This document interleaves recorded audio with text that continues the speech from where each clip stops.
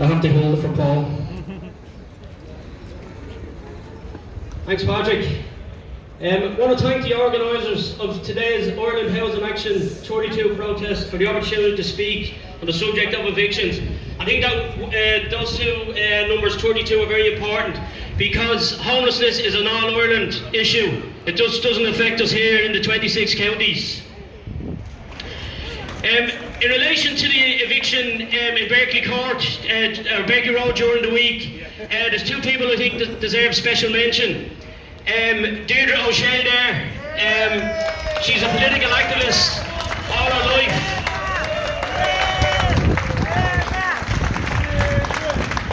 She's been fighting against injustices, against racism, and highlighting the plight of Irish Republican prisoners in English prisons. Deirdre came across eviction when she was out for a coffee on Wednesday, and she phoned me immediately. I know she's going to kill me. So I wasn't available, so I phoned Patrick. He jumped on the loose and contacted the rest of his crew. And you all know what happened after that. I think Deirdre and Patrick deserve a special round of applause for that.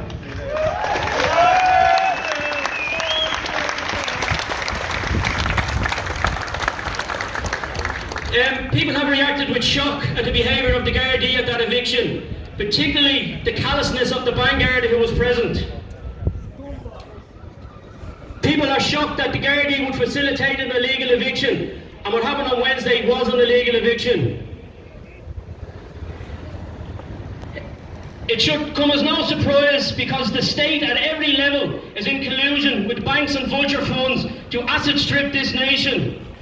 We have seen Gardaí facilitate illegal evictions in Strokestown by British Army mercenaries aided by loyalist terrorists. They stood idly by while elderly people were dragged out of their homes by their ears, while a retired Garda was severely assaulted, right under their noses. We've seen the Gardaí shut off the Blackwater estate in Kells to facilitate the eviction of a blind man and his wife and his young son. We've seen up to a dozen Garda cars and vans with dog units and armed response units shut off half an Navan to facilitate two evictions on the same day. They turned a blind eye to thugs and balaclavas dragging a family from their home in County Clare. In all of these evictions, as in Berkeley Road, none of the security were wearing ID badges or PSA licences, which is illegal. Vehicles used in evictions in most cases are not taxed or insured, and again the Gardaí turned a blind eye. Is it surprising that the Gardaí are colluding with these thugs to evict their people, while the Garda Commissioner is an MI5 agent whose loyalty is to the English Crown, not to the Irish people?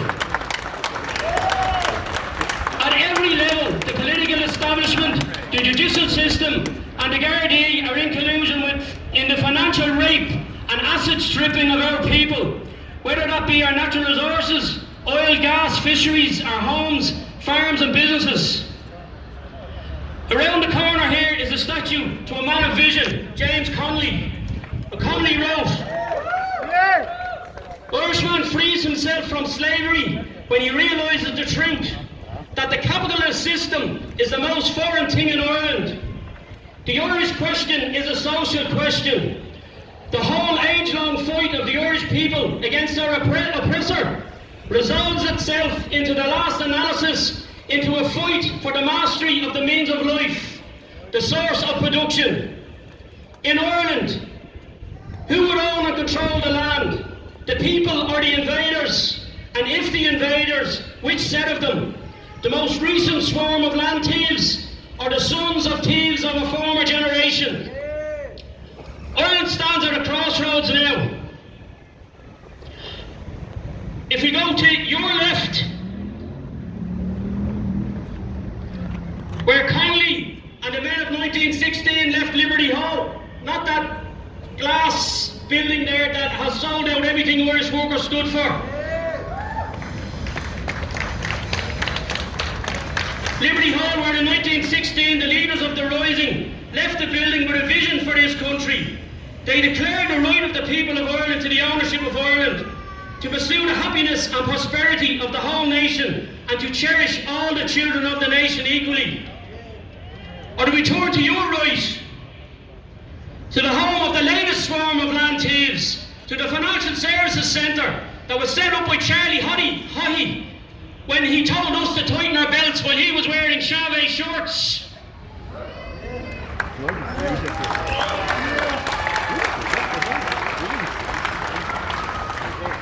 The Financial Services Centre here is the home of the vulture funds and financial institutions who are involved in the financial rape of this country.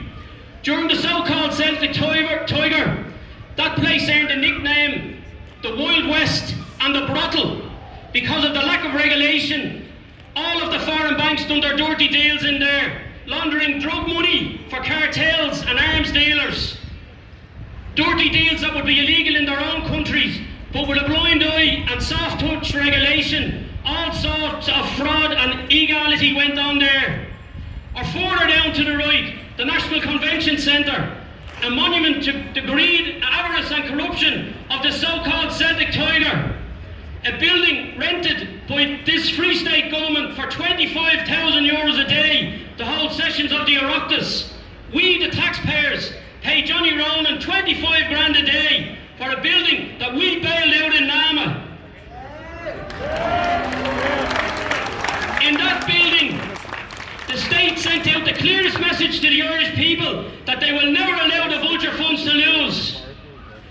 That was the clearest sign to date of the corruption and collusion between this state and their masters in financial corporations.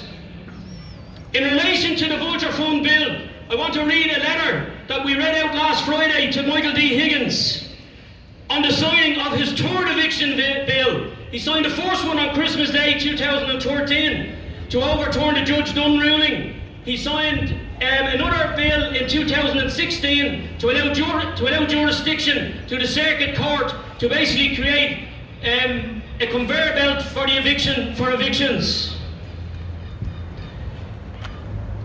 Michael D. Higgins, the letter is calling for Michael D. Higgins' resignation.